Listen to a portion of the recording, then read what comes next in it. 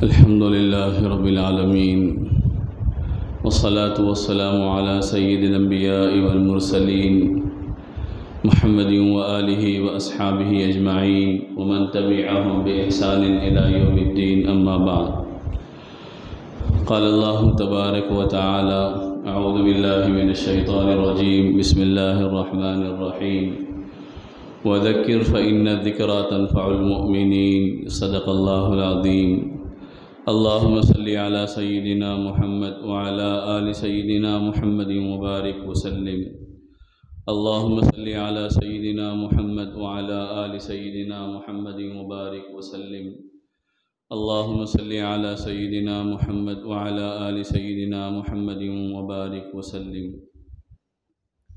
عزیزان محترم، معزز بزرگوں، قابل احترام بھائیوں، اس وقت ہماری ریاست میں الیکشن اور انتخابات کی بہت زیادہ گرما گرمی چل رہی ہے۔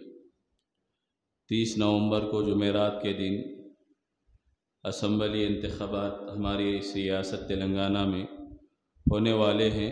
ہر طرف اسی کا چرچا، اسی کا شور، اور مسلمان غیر مسلم سب اسی فکروں میں لگے ہوئے ہیں، اور ظاہر سی بات ہے کہ ایسے موقعوں پر ہر کوئی فکر مند بھی رہتا ہے اور ہر ایک کو اس سلسلے میں جستجو بھی پیدا ہو جاتی ہے۔ ان حالات میں زبانیں بھی بے لگام ہو جاتی ہے اور آدمیوں کے خیالات بھی بے لگام ہو جاتے ہیں۔ ایسے موقع پر اور ایسے حالات میں شریعت اسلامی ہم کو کیا تعلیم دیتی ہے، کیا رہنمائی کرتی ہے، اس پر ہم لوگوں کو نظر رکھنا چاہیے۔ چونکہ ہم مسلمان ہیں، مسلمانوں کو الحمدللہ زندگی کے ہر موڑ پر تعلیم دی گئی ہے۔ دنیا کے ہر حال میں ہم لوگ قرآن و سنت سے، نبی پاک صلی اللہ علیہ وسلم کی تعلیمات سے رہبری حاصل کر سکتے ہیں۔ تو کوئی موقع ایسا نہیں ہے کہ جس میں ہم لوگوں کے لیے رسول پاک صلی اللہ علیہ وسلم کی شریعت رہنمائی نہ کرتی ہو۔ تو یہ جو درمیان کے حالات چل رہے ہیں، انتخابات الیکشن کے دن کے آنے سے پہلے تک، ان حالات میں مسلمانوں کا کیا طرز عمل ہونا چاہیے اور مسلمانوں کا کیا طریقہ کار ہونا چاہیے، اس سلسلے کی چند باتیں ہیں جو مختلف الگ الگ باتیں ہیں۔ میں آپ حضرات کے سامنے ان باتوں پر مختصر سی روشنی ڈالوں گا تاکہ ہمارا یہ جو عرصہ اور یہ جو درمیان کا حصہ ہے، ایسا نہ ہو جائے کہ ہم شریعت کے خلاف جانے والے بن جائیں یا ہم اسلامی تعلیمات کو پس پش ڈال کر منمانی طریقوں کو اختیار کرنے والے بن جائے۔ اس سے ہمیں بچنے کے لیے اسلامی جو ہدایات ہے، اسلامی جو تعلیمات ہے، نبی کریم صلی اللہ علیہ وسلم کے ذریعے جو ارشادات ہم کو ملے ہیں، ان ارشادات پہ ہمیں عمل کرنا چاہیے تاکہ ملت کا فائدہ ہو، علاقے کا فائدہ ہو، ہم تمام رہنے والے مسلمانوں کا، غیر مسلموں کا، سب کا فائدہ ہونے والا بنے۔ اللہ تبارک و تعالیٰ نے ایسا دین، ایسی شریعت اور ایسی تعلیمات ہم کو عطا فرمائی ہے۔ ان میں سب سے پہلی چیز جس پر ہم لوگوں کو توجہ دینا ہے، عمل کرنا ہے، وہ یہ ہے کہ اسلام ہم کو خیر خواہی کی تعلیم دیتا ہے، اپنے ذاتی مفاد کی تعلیم نہیں دیتا، اپنے غرض کی تعلیم نہیں دیتا، بلکہ ہر ایک کی بھلائی چاہنا یہ اسلام ہم کو سکھاتا ہے۔ مشہور ارشاد ہے نبی کریم صلی اللہ علیہ وسلم کا کہ آپ نے فرمایا الدین النصیحہ، کہ دین خیر خواہی کا نام ہے، دین بھلائی چاہنے کا نام ہے۔ اور ایک ارشاد میں آپ نے فرمایا ان الدین النصیحہ، 3 مرتبہ آپ نے فرمایا کہ دین تو سراپا خیر خواہی ہے، دین تو نصیحت کا نام اور بھلائی کا نام ہے۔ تو صحابہ نے پوچھا لمن یا رسول اللہ، کہ بھلائی چاہنا، یہ خیر خواہی چاہنا کس کے لیے ہے اللہ کے نبی صلی اللہ علیہ وسلم؟ تو نبی کریم صلی اللہ علیہ وسلم نے فرمایا للہ ولرسولہ ولکتابہ ولائمۃ المسلمین وعامتہم۔ اللہ کے نبی نے فرمایا اللہ کے لیے خیر خواہی چاہنا، اللہ کے رسول کے لیے خیر خواہی چاہنا، اللہ کی کتاب کے لیے خیر خواہی چاہنا، مسلمانوں کے حق میں خیر خواہی چاہنا، اور مسلمانوں کے جو حکمراں ہوں گے، مسلمانوں کے جو امراء ہوں گے، مسلمانوں کے جو سربراہ ہوں گے، ان کے حق میں خیر خواہی اور بھلائی چاہنا۔ اللہ کے لیے خیر خواہی کا مطلب یہ ہے کہ اللہ تبارک و تعالیٰ نے جو تعلیمات دی ہے ان تعلیمات کو اختیار کیا جائے، اللہ کو ایک مانا جائے، اس کے ساتھ کسی کو شریک نہ ٹھہرایا جائے۔ نبی کے ساتھ خیر خواہی کا مطلب یہ ہے کہ نبی کی اطاعت کی جائے، نبی کی فرمانبرداری کی جائے۔ کتاب کے ساتھ خیر خواہی کا مطلب یہ ہے کہ کتاب کو پڑھا جائے، کتاب کی تعلیمات پر عمل کیا جائے، کتاب کے پیغام کو یعنی قرآن کے پیغام کو انسانوں تک پہنچایا جائے۔ مسلمانوں کے ساتھ خیر خواہی یہ ہے کہ مسلمانوں کو نقصان سے بچائے، اپنے لیے جو فائدے کی چیز پسند کرتا ہو وہی اپنے بھائی کے لیے بھی پسند کرنے والا بنے۔ ایک مشہور حدیث ہے جس میں اللہ کے نبی صلی اللہ علیہ وسلم نے فرمایا لا یؤمن احدکم حتی اکون احب الیہ، اللہ کے نبی نے فرمایا کہ تم میں سے کوئی اس وقت تک کامل مومن نہیں ہو سکتا جب تک کہ اپنے لیے جو پسند کر رہا ہو وہی اپنے بھائی کے لیے بھی پسند کرنے والا بن جائے۔ میں اپنے لیے بھلائی چاہ رہا ہوں، اپنے لیے فائدہ چاہ رہا ہوں، اپنے بھائی کے لیے بھی فائدہ چاہنے والا بن جاؤں۔ اور عمراء کے لیے، حکمرانوں کے لیے خیر خواہی کا مطلب یہ ہے کہ ان کو ظلم سے روکا جائے، زیادتی سے روکا جائے، لوگوں کے درمیان ناانصافی سے روکا جائے، برابری، مساوات، عدل کا ان کو تعلیم دی جائے، ترغیب دی جائے۔ تو پہلی چیز ان حالات میں ہر ایمان والے کو جو ذہن میں رکھنا ہے وہ یہ ہے کہ میں مسلمان ہوں، میں خیر خواہی چاہنے والا ہوں، میں ذاتی فائدے کی بنیاد پر کوئی اقدام نہیں کرتا، میں سارے لوگوں کی بھلائی چاہوں گا، سارے لوگوں کے لیے خیر خواہی چاہوں گا اور اسی خیر خواہی کی تلقین میں کرنے والا بنوں گا۔ اس کے بعد دوسری چیز اس دور میں، اس وقفے میں، اس درمیان میں یہ ہے کہ لوگ اپنی زبان کی حفاظت کرنے والے بنے، کیونکہ اس موقع پر لوگ زبان کی حفاظت نہیں کرتے۔ جو آدمی جس کو چاہ رہا اس کی بڑائیاں بیان کرنے لگ جاتا ہے بیجا، اور جس سے نفرت کر رہا اس کی برائیاں بیان کرنے لگ جاتا ہے، اور وہ برائیاں اور اچھائیاں صرف حکمرانوں تک یا لیڈروں تک محدود نہیں رہتی، بلکہ آپس میں مسلمانوں کا بھی مقابلہ شروع ہو جاتا ہے۔ ایک مسلمان دوسرے مسلمان پر لعن طعن کرنا شروع کر دیتا ہے، ایک مسلمان دوسرے مسلمان کے خلاف برائیاں بیان کرنا شروع کر دیتا ہے۔ تو زبان کی حفاظت کرنے والے بنے۔ اللہ کے نبی صلی اللہ علیہ وسلم نے فرمایا کہ انسانوں کو سب سے زیادہ ہلاکت میں ڈالنے والی اگر کوئی چیز ہے تو وہ زبان ہے۔ زبان کا بیجا استعمال، زبان کا غیر ضروری استعمال انسان کو ہلاکت میں لے جانے والا ہے۔ اللہ کے نبی نے فرمایا تھا کہ تم دو چیزوں کی ضمانت دے دو، میں جنت کی ضمانت دیتا ہوں۔ ایک زبان کی ضمانت دے دو کہ زبان کا صحیح استعمال کرو گے، اور دوسری شرمگاہ کی ضمانت دے دو کہ ناجائز چیزوں میں استعمال نہیں کرو گے تو میں تم کو جنت کی ضمانت دینے والا ہوں۔ حدیث میں اللہ کے نبی نے فرمایا جب انسان صبح کرتا ہے تو انسان کے جسم کے جو اعضاء ہے وہ زبان کے سامنے کہتے ہیں کہ تو اگر سلامت رہے گی تو ہم سلامت رہیں گے، ہمارا سارا جسم سلامت رہے گا، تو اگر بگڑ جائے گی تو ہم کو ہمارے اندر بگاڑ آئے گا، کیونکہ زبان کے بول سے لڑائیاں ہوتی ہیں، زبان کے بول سے جھگڑے ہوتے ہیں، زبان کے بول سے انتشار ہوتا ہے، زبان کے بول سے اختلاف ہوتا ہے۔ تو آدمی ایسے موقع پر پھونک کر ضروری چیزوں کی طرف رہنمائی کرنے والا بنے، ایسا نہیں کہ آپ جیسا چاہے بولنے لگ جائے۔ اب اس سلسلے میں تو بے شمار حدیثیں بھی ہیں۔ اللہ کے نبی نے زبان کی حفاظت کے بارے میں کیا کچھ نہیں بیان فرمایا۔ اللہ کے نبی صلی اللہ علیہ وسلم قرآن کریم میں زبان کی حفاظت اور جھوٹ بولنے والوں کے سلسلے میں ایسی مذمتیں نہیں بیان کی گئی ہیں۔ تو میرے بزرگوں، میرے بھائیوں، یہ جو انتخابی آنے والے وقت سے پہلے کا جو عرصہ ہے، جو پیریڈ ہے، اس میں آدمی اس بات کا اہتمام کرنے والا بنے کہ میں اپنی زبان سے بیجا کسی کو ملامت کرنے والا نہ بنوں، بیجا کسی پہ لعن طعن کرنے والا نہ بنوں، بیجا کسی پہ گالی گلوچ کرنے والا نہ بنوں۔ اگر آپ کسی کی سخت ترین حمایت میں کسی مسلمان کو گالی دیں گے تو گالی دینا یہ بہت بڑا گناہ والا عمل ہے۔ اور ایک حدیث میں اللہ کے نبی نے فرمایا کہ سب سے بدترین آدمی وہ ہے جو اپنے ماں باپ کو گالی دے۔ تو صحابہ نے پوچھا کہ اللہ کے نبی کہ یہ بھی ممکن ہے کہ کوئی بیٹا، کوئی آدمی اپنے ماں باپ کو گالی دے گا؟ تو اللہ کے نبی نے فرمایا اگر تم کسی کی ماں کو گالی دو گے تو وہ الٹا جواب میں تمہاری ماں کو گالی دے گا، اگر تم کسی کے باپ کو گالی دو گے تو اس کے جواب میں تمہارے باپ کو گالی دے گا، گویا کہ تم گالی دلوا رہے ہو اپنے ماں باپ کو۔ تو ایسے زمانے میں کہ جہاں پر لوگ بے لگام ہو کر اور زبان کا بیجا غیر ضروری استعمال کر کے لعن طعن کرنے والے بن جاتے ہیں، جھوٹ کو پھیلانے والے بن جاتے ہیں اور غیر ضروری چیزوں کو عام کرنے والے بن جاتے ہیں، ایسے موقع پر ہم زبان کا صحیح استعمال کرنے والے بنیں۔ یہ دوسری چیز۔ پہلی چیز خیر خواہی چاہنا، بھلائی چاہنا۔ ہم اپنے گریبانوں میں منہ ڈال کر دیکھیں کہ میرے ذاتی اغراض کسی سے کچھ نہیں ہیں، میں صرف ملت کے فائدے کے لیے، میں لوگوں کے فائدے کے لیے کوشش کرنے والا بنوں گا، تو یہ واقعی خیر خواہی ہوگی، نصیحت ہوگی، ہمدردی ہوگی، بھلائی ہوگی۔ اور دوسری چیز ہے زبان کا صحیح استعمال۔ اب اسی زبان کے ذریعے سے تیسری چیز آتی ہے کہ کسی کے تعریف میں غلو کرنا،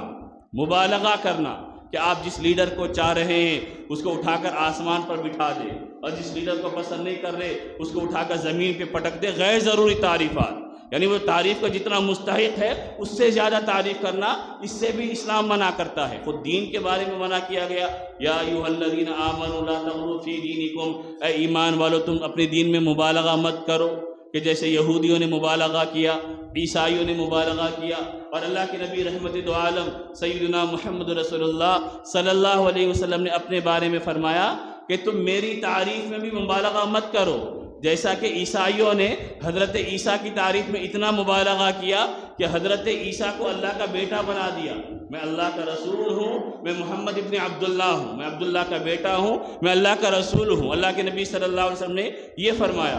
اب ہوتا یہ ہے کہ آدمی تعریف کرنے میں، مبالغہ کرنے میں اتنا آگے بڑھ جاتا ہے کہ بعض اوقات وہ حدود جو لیمٹس رہتے ہیں اس کو بھی کراس کر دیتا ہے، اس کو بھی پھلان دیتا ہے۔ تو ایسے موقع پر ہماری ذمہ داری ہے، اگر ہم صحابہ کی زندگیوں کا جائزہ لیں گے تو لوگ یہ سمجھتے ہیں کہ صحابہ عدل کرنے والے تھے، صحابہ کیسا عدل کرتے تھے، صحابہ کیسا انصاف کرتے تھے، صحابہ کیسے برابری کا معاملہ کرتے تھے، صحابہ کیسا نظام حکومت چلاتے تھے۔ یہ گاندھی کے بارے میں جو مشہور ہے کہ اس نے کہا تھا، باضابطہ تاریخوں کے ساتھ لکھا ہوا ہے، 1937 میں ایک موقع پر گاندھی نے یہ کہا تھا کہ اگر تم کو کسی کو رول ماڈل بنانا ہے نظام حکومت چلانے کے لیے تو ابوبکر اور عمر کو رول ماڈل بناؤ، اس وجہ سے کہ وہ مسلمانوں کے حکمراں تھے اور ایک بڑی سلطنت کے وہ امیر تھے، لیکن اس کے باوجود سادگی والی زندگی گزارا کرتے تھے اور انتہائی عاجزی والی زندگی گزارا کرتے تھے۔ تو تعریف آدمی کرے تو اس بات کا احساس بھی رکھے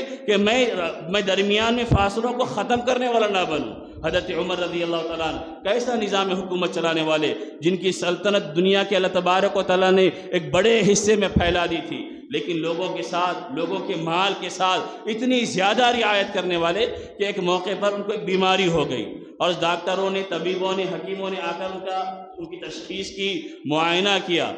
ڈاکٹروں نے کہا کہ ان کا علاج یہ ہے کہ شہد کو یہ استعمال کریں۔ تو حضرت عمر رضی اللہ تعالیٰ نے دیکھا گھر میں ان کے پاس شہد نہیں تھا، تو حضرت عمر رضی اللہ تعالیٰ نے صحابہ کو بلایا جن سے وہ مشورہ کیا کرتے تھے ہمیشہ۔ صحابہ سے پوچھا کہ بیت المال میں کیا شہد رکھا ہوا ہے؟ تو صحابہ نے فرمایا ہاں شہد رکھا ہوا ہے۔ تو اس بیت المال سے اپنے علاج کے لیے صحابہ کی موجودگی میں ان کی اجازت سے حضرت عمر رضی اللہ تعالیٰ نے تھوڑا سا شہد لیا اور یہ فرمایا کہ اس کے ذریعے میں اپنے علاج کو کروا لوں گا۔ اتنا زیادہ محتاط۔ جب وہ خلیفہ بن گئے تو ان سے کسی نے پوچھا کہ آپ مسلمانوں کو جو مال ہوتا ہے بیت المال، اس میں کتنا لینا پسند کریں گے، کتنا مال لینا پسند کریں گے؟ تو حضرت عمر رضی اللہ عنہ نے فرمایا کہ میں مسلمانوں کے مال سے، بیت المال یا حکومت کا جو خزانہ ہوتا ہے وہ ساری رعایا کا ہوتا ہے، کسی ایک کا نہیں ہوتا، کسی حکمراں کا نہیں ہوتا، کسی لیڈر کا نہیں ہوتا، بلکہ ساری پبلک کا مال ہوتا ہے۔ اس میں خیانت کرنے والا سب سے بڑا مجرم ہوگا، اس میں خیانت کرنے والا سب سے بڑا قصوروار ہوگا۔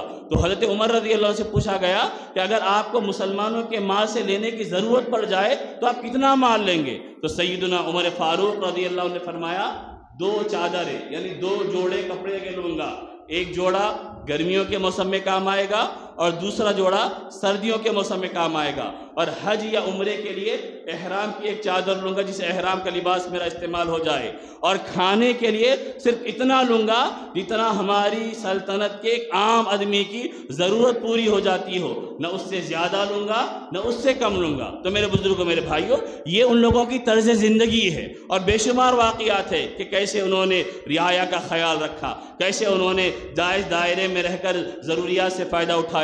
اور حضرت ابوبکر رضی اللہ عنہ کے بارے میں ہے کہ جب ان کا انتقال ہونے لگا تو حضرت عائشہ صدیقہ رضی اللہ عنہ، جو حضرت ابوبکر رضی اللہ عنہ کی بیٹی تھی، ان سے فرمایا کہ بیٹی، مسلمانوں کے بیت المال سے میں نے زیادہ کچھ نہیں لیا، میرے پاس صرف 3 چیزیں ہیں، ایک حبشی غلام ہے، دوسرا میرے پاس جو ہے یہ کچھ کپڑے، ایک چادر ہے جس کو میں استعمال کر رہا ہوں، اور تیسری چیز کچھ چیزیں ہیں میرے پاس رکھی ہوئی، جب میرا انتقال ہو جائے تو یہ عمر کے حوالے کر دینا کہ میرا اس پر کوئی اختیار نہیں ہے۔ تو یہ ان لوگوں نے ایسی حکومتیں چلا کر بتائی ہے۔ تو تیسری چیز، اس زمانے میں، الیکشن کے اس دور میں لوگ تعریف کرنے میں مبالغہ کرتے ہیں۔ اپنی زبانوں کو ہم قابو میں رکھنے والے بنے۔ بیجا تعریفیں کرنا اللہ کے نبی صلی اللہ علیہ وسلم نے منع فرمایا۔ ایک موقع پہ اللہ کے نبی صلی اللہ علیہ وسلم نے دیکھا کہ دو آدمی ہیں، ایک آدمی دوسرے آدمی کی تعریف کر رہا اور تعریف کرنے میں مبالغہ کر رہا۔ اللہ کے نبی صلی اللہ علیہ وسلم نے اس کو منع کیا اور یہ کہا کہ تم اتنی زیادہ تعریف مت کرو جس کا وہ حقدار نہیں ہے۔ اگر تم اتنی زیادہ تعریف کرو گے تو اس کی کمر توڑ دو گے، اس کے اندر سرکشی پیدا ہو جائے گی، اس کے اندر غرور اور گھمنڈ پیدا ہو جائے گا۔ تو یہ زمانے میں ہم ان چیزوں کا خیال رکھنے والے بنے۔ اسی طرح اس زمانے میں یہ جو حالات چل رہے ہیں، اس میں ہمیں جس چیز کا خیال بہت زیادہ رکھنا چاہیے وہ یہ ہے کہ رشوت سے بچنے والے بنے، رشوت سے بچنے والے بنے، پیسوں کو حرام طریقے سے روکنے والے بنے۔ گزشتہ ووٹ کی اہمیت کے سلسلے میں بھی میں نے آپ کے سامنے تفصیل سے ذکر کیا ہے کہ پیسے لے کر ووٹ ڈالنا حرام ہے۔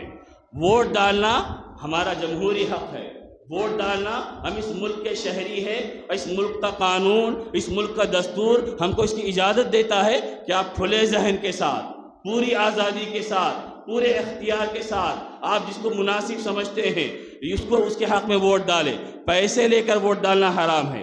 آج تو بڑا عجیب و غریب معاملہ چل رہا ہے، عام لوگوں کو پیسے دیے جا رہے ہیں، علماء کو پیسے دینا چاہ رہے ہیں، ائمہ کو پیسے دینا چاہ رہے، مؤذنین کو پیسے دینا چاہ رہے۔ یاد رکھیے یہ حرام کا لقمہ جب جاتا ہے تو پھر آدمی حق کی بات نہیں کہہ سکتا۔ یہ بات آپ یاد رکھ لیجئے، اگر کسی کا حرام کا لقمہ آپ کھا لیں گے تو پھر حق کا اظہار نہیں کر سکتے۔ اللہ کے نبی نے فرمایا جو جسم کا گوشت حرام سے پلتا اور بڑھتا ہے وہ جسم جہنم کی آگ میں جلنے کے قابل ہے۔ آپ ووٹ ڈالیے، اپنی آزادی کے ساتھ ڈالیے، آپ پہ جبر نہیں ہے، آپ پہ تشدد نہیں ہے۔ آپ ووٹ کو بطور گواہی استعمال کر رہے ہیں، ہم ووٹ کو بطور مشورہ استعمال کر رہے ہیں، ہم ووٹ کو بطور وکالت استعمال کر رہے ہیں، ہم ووٹ کو بطور سفارش استعمال کر رہے ہیں، اور شریعت اس سے منع کرتی ہے کہ آپ گواہی پیسے لے کر دیے جائیں۔ یہ الیکشن کے آخری رات ہوتی ہے، الیکشن آنے والا، انتخاب پولنگ کا دن آنے والا ہوتا ہے، ہزاروں کے لفافے، ایک ووٹر کو 5,000 کا لفافہ جا رہا، ایک ووٹر کو 10,000 کا لفافہ جا رہا، اور ہماری مسلمان ہو یا غیر مسلم ہو سب کی نیتیں اتنی خراب ہو گئی، وہ سمجھ رہے کہ اس کا 5,000 کا آیا، دیکھیں گے کوئی 10,000 کا آئے گا ہم اس کو ڈالیں گے۔ آپ ضمیر کو بیچ رہے، اپنے ایمان کو بیچ رہے، اپنی ریاست، اپنے ضلع، اپنے صوبے کے ساتھ غداری کرنے والے ہم بنتے ہیں۔ میرے بھائیوں، میرے نوجوان ساتھیوں، سمجھے آپ کسی کا پیسہ لے کر ووٹ ڈالیں گے، آپ اس کے حق میں مخلص نہیں رہیں گے، اور جیتنے کے بعد وہ بھی آپ کے حق میں مخلص نہیں رہے گا۔ وہ آپ سے یہ کہے گا کہ تم نے فری میں مجھے ووٹ نہیں ڈالا، میں نے تم کو پیسوں کی لالچ دی تب جا کر تم نے ووٹ ڈالا ہے، لہٰذا تمہاری ضرورتوں کو پورے کرنا، تمہارے کام پورے بنانا یہ میری ذمہ داری نہیں ہے۔ ہم مسلمان ہیں، ہمارے پاس اعلیٰ تعلیمات ہے، بہترین تعلیمات ہے، ہم ان تعلیمات کو بتائیں۔ اگر لالچ دینے والے لالچ دیں گے، ہر پارٹی والا لالچ دے گا، چونکہ آج ہمارے اس ملک میں الیکشن کا مطلب یہی ہو گیا کہ پیسے کھلا کر جیتو، کام کی بنیاد پر نہیں جیت رہے۔ اگر کام کی بنیاد پر جیتنا ہوتا تو اتنے شور و شرابے کرنے کی ضرورت نہیں پڑتی، اتنا پیسوں کو لٹانے کی ضرورت نہیں پڑتی، اتنا لوگوں کو لالچیں دلانے کی ضرورت نہیں پڑتی، بلکہ کام کو دیکھا جاتا اور لوگ ذہن بناتے کہ جو کام کرنے والا ہوگا ہم اس کے حق میں رائے دہی کریں گے۔ یہ ہمارے ملک انڈیا کا کرپشن والا نظام ہے۔ آپ اگر تحقیقات پڑھیں گے تو جو کرپشن کے پیچھے رپورٹیں ہیں آپ کو معلوم ہوگا کہ پوری دنیا میں سب سے زیادہ جن ملکوں میں کرپشن، رشوت دی جاتی ہے، اس میں بڑے مقام پر ہمارا ملک ہے۔ ہر چھوٹے سے چھوٹے کام سے لے کر بڑے سے بڑے کام تک آپ گورنمنٹ کے اندر جائیں گے تو کوئی آدمی آپ کو بغیر پیسے لیے کام لینے کے لیے تیار نہیں ہے، کام کرنے کے لیے تیار نہیں ہے۔ تو ایسے موقع پر الیکشن کے دنوں میں دعوتوں کے نام پہ دعوتیں بھی کی جائیں گی، کھانے بھی کھلائے جائیں گے، اور جاتے وقت جیبوں میں لفافے بھی رکھ کر بھیجے جائیں گے۔ آپ ایسے موقع پر اپنے دین کو مت بیچیے، اپنے ضمیر کو مت بیچیے، اپنی خودداری کو مت بیچیے۔ آپ علل اعلان ڈنکے کی چوٹ پر کہیے کہ ہم تمہارے ایک پیسے کے روادار نہیں ہیں، ہمیں تمہیں ایک پیسے کی ضرورت نہیں ہے، ہم مسلمان ہیں، ہم اعلیٰ تعلیمات رکھنے والے ہیں، ہم بالکل ڈالیں گے جو مناسب ہوگا ڈالیں گے، آپ اپنے پیسے اپنے پاس رکھیے۔ بکنے والے وہ ہوں گے جن کے پاس ضمیر نہیں ہوگا، اور بکنے والے وہ ہوں گے جن کے پاس ایمان نہیں ہوگا۔ ہم صاحب ایمان اور صاحب ضمیر ہیں۔ تو چوتھی چیز، اس درمیان میں الیکشن آنے سے پہلے اور الیکشن کے دن تک جب تک آپ ووٹ نہیں ڈالیں گے، اس بات کا اہتمام کرنا چاہیے کہ ہم رشوت لینے والے نہ بنیں۔ رشوت آپ یہی مت سمجھیے کہ آفس میں جا کر کسی ڈپارٹمنٹ میں جا کر کام نہیں بن رہا تو وہاں پر جا کر پیسے دے رہے، یہ رشوت ہوں گے، نہیں۔ الیکشن کے موقع پر جو لیڈروں کی طرف سے پیسے دیے جاتے ہیں یہ بھی رشوت ہے، علماء نے اس کو بھی رشوت قرار دیا ہے۔ یہ کام ہمیں کرنا ہے اس زمانے میں۔ اور ایک کام جو ہمیں 5ویں نمبر پر جو اس دوران کرنا ہے وہ یہ ہے کہ علماء کا احترام کرنے والے بنے۔ آج کل سوشل میڈیا پر جس کو دیکھیے وہ علماء کی برائیاں کر رہا ہے۔ ہمارے مسلمانوں کی صورتحال یہ ہے کہ ہم مسلمان کیا کرتے، اگر علماء کچھ نہیں بول رہے تو یہ ٹرینڈ چلاتے کہ علماء کچھ نہیں بول رہے، کچھ بولنا چاہیے، کچھ بولنا چاہیے، رہنمائی کرنا چاہیے۔ علماء کچھ بول دیے، اگر ان کی مرضی کے مطابق نہیں ہوا، خلاف ہو گیا، علماء ایسا کیوں بولے، علماء ایسا کیوں بولے، علماء ایسا نہیں بولنا چاہیے۔ میرے بھائیوں، یہ طریقے کو ختم کیجئے۔ آج مسلمان سے لڑ رہا ہے۔ سوشل میڈیا، واٹس ایپ کو آپ اٹھا کر دیکھیے، ایک مسلمان نوجوان دوسرے مسلمان سے لڑ رہا ہے، علماء کے لیے لڑ رہا ہے، علماء کو لے کر لڑ رہا ہے، اور اپنے ذاتی مفادات کے لیے لڑ رہا ہے۔ میرے بھائیوں، آپ کو تو ملک کو ترقی دلانا ہے، آپ کو تو ریاست کو ترقی دلانا ہے۔ ہم سب مل کر کام کریں گے تو ہوگا۔ آپ معمولی اپنی ذاتی مفادات کی خاطر جو دین کی رہبری کرنے والے ہیں، دین کی رہنمائی کرنے والے ہیں، اپنا مفاد نہیں پورا ہو رہا، علماء پہ طعن کرنا شروع کر دیا، علماء کی مذمتیں کرنا شروع کر دیا، یہ انسان کے لیے سب سے بڑی بدبختی کی علامت ہے۔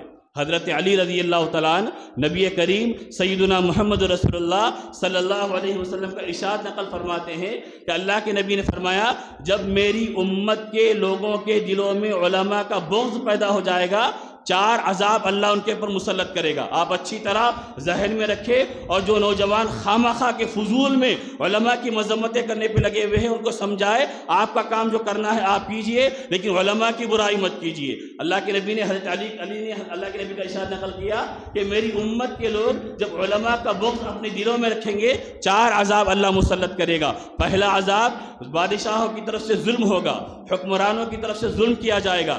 دوسرا عذاب قحط سالی اللہ مسلط کر دے گا، گرانی ہو جائے گی، مہنگائی بڑھ جائے گی۔ تیسرا عذاب کہ ان کے جو حکمراں ہوں گے، جو لیڈر ہوں گے، وہ خیانت کرنے والے بنیں گے۔ اور چوتھا عذاب، دشمنوں کی طرف سے مسلسل حملے ہوتے رہیں گے۔ اب اندازہ لیجئے یہ حالات کیا چل رہے دنیا میں۔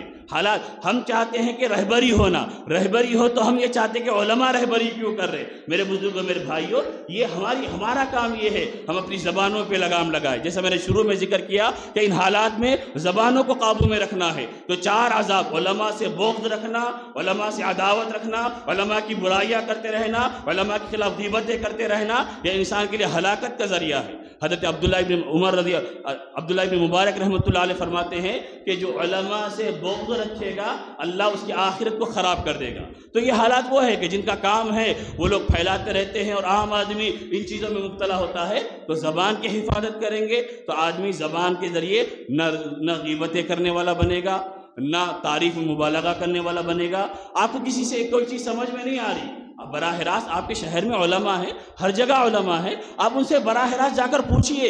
سوشل میڈیا پر افراتفری مچانا ایک مسلمان کا کام نہیں ہے۔ آپ کو کوئی چیز سمجھ میں نہیں آ رہی، آپ علماء سے رابطہ کیجئے، علماء سے مشورہ کیجئے، پوچھئے، کھڑے ہو جائیے، جواب لے۔ جب تک نہیں ملتا آپ اپنے قدموں کو مت ہٹائیے۔ لیکن میرے بھائیوں، منفی تاثرات دینا اور غیروں کو یہ بتانا کہ ہم وہ مسلمان ہیں جو اپنے مذہبی پیشواؤں کی عزتوں سے کھیلتے ہیں، ہم غیروں کو بتا رہے کہ ہم جن کے پیچھے نمازیں پڑھتے ہیں اور جن کے پیچھے ہمارے علماء جنازے پڑھاتے ہیں، ہم ان کی باتوں کو نہیں مانتے، ہم توہین کرتے ہیں ان کی، برائیاں کرتے ہیں ان کی۔ تو ان حالات میں اس کا بھی ہمیں خیال رکھنا چاہیے۔ اور آخری چیز اور چھٹی چیز یہ ہے کہ اتحاد کا ہم ثبوت دینے والے بنے۔ مسلمان سب سے زیادہ متحد رہنے والے، اور مسلمانوں کو سب سے زیادہ اتحاد کی تعلیم دی گئی ہے۔ قرآن میں تعلیم دی گئی، حدیث میں تعلیم دی گئی، نبی کریم صلی اللہ علیہ وسلم نے اپنے ارشادات کے ذریعے بتایا۔ قرآن کریم میں کہا گیا، یا ایھا الذین آمنوا واعتصموا بحبل اللہ، اے ایمان والو اللہ کی رسی کو مضبوطی سے تھامو۔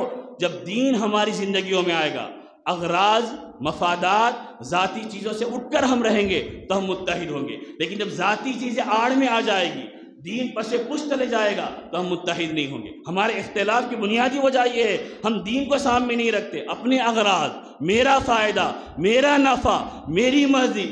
ظاہر سی بات ہے کہ یہ چیز کبھی امت کو جوڑنے کا ذریعہ نہیں بنے گی، قرآن کی بنیاد پر جڑنے والے بنے، اور اس کے ساتھ ساتھ حدیث کی بنیاد پر جڑنے والے بنے۔ اور ایک کام جو ہمیں اس درمیان کرنا ہے وہ یہ ہے کہ الیکشن کے دن، یہ گزشتہ بھی میں نے آپ کے سامنے بات ذکر کی تھی کہ الیکشن کے دن زیادہ سے زیادہ پولنگ پرسنٹیج بڑھانے کا ہمیں کام کرنا ہے۔ ہمارے جتنے مسلمان ہیں، نوجوان ہیں، ان ساروں کی ذمہ داری ہے کہ ہمارے بڑوں نے آواز لگائی تھی کہ جن کا ووٹر آئی ڈی کارڈ نہیں ہے وہ بنوائیں۔ الحمدللہ ایک بڑی تعداد میں پوری ریاست کے اندر ووٹر آئی ڈی کارڈ کی مہم کامیاب انداز میں پوری ہوئی۔ دوسری جو ہمارے علماء کی بڑوں کی خواہش ہے وہ یہ ہے کہ پولنگ کے دن 100% ووٹنگ ہونا ہماری۔ ہم مسلمان پورا جائزہ لیں محلے میں، بے غرض ہو کر، بے لوث ہو کر، ذاتی مفادات سے اٹھ کر ہم اس کا جائزہ لیں کہ ہمارے محلے میں، ہماری گلی میں، ہمارے پولنگ بوتھ کے جتنے ممبران ہیں ان کا ووٹ پڑ رہا ہے یا نہیں پڑ رہا، نہیں پڑ رہا تو کیا وجوہات ہے، ہم کیا حل کر سکتے ہیں۔ آپ کام کریں گے اور یہ سوچ کر کام کریں گے کہ یہ بھی ہمارے لیے ان حالات میں دین کا ایک کام ہے۔ ہمارے علماء فرما رہے کہ دین ان حالات میں ووٹنگ کے لیے محنت کرنا یہ بھی دین کا ایک کام ہے۔ اور آخری چیز میں آپ کے سامنے بتاؤں، ڈرنا کبھی کسی سے نہیں ہے، مسلمان کبھی کسی سے نہیں ڈرتا۔ قرآن کریم میں سورہ آل عمران میں 4 پارے میں اللہ نے فرمایا صحابہ کرام کے واقعے کو کہ جب غزوہ احد کا واقعہ ہوا تھا، لمبا واقعہ ہے، میں تفصیل میں نہیں جاتا، کہ صحابہ کرام کو زخمی بھی ہونا پڑا، اللہ کے نبی زخمی بھی ہو گئے۔ جب صحابہ مدینہ پہنچ گئے تو اب اس وقت دشمنوں نے ایک چال چلی تھی، وہ یہ کہ ایک آدمی کو مکے سے مدینہ بھیجوانا چاہا اور یہ کہنا چاہا کہ مکہ کے لوگ پھر ایک بڑی طاقت بنا کر تمہارے اوپر حملہ کرنے والے ہیں۔ الذین قال لهم الناس ان الناس قد جمعوا لكم فاخشوهم فزادهم ایمانا وقالوا حسبنا اللہ ونعم الوکیل۔ صحابہ زخموں سے چور تھے، لڑائی کے احد کے میدان میں بہت سارے صحابہ زخمی ہو گئے تھے، چلنے کی صورتحال نہیں تھی۔ جب ان کو ڈرایا گیا کہ ڈرو، دشمن تمہارے پر حملہ کرنے والا ہے، وہ صحابہ ڈرے نہیں۔ انہوں نے، اللہ نے قرآن کریم میں فرمایا جب دشمن کی طرف سے ڈرایا گیا فزادہم ایمانا، اور دشمن یہ کہا کہ فخشوہم، تم اس سے ڈرو، تو صحابہ نے فرمایا کہ ہم اس سے نہیں ڈریں گے۔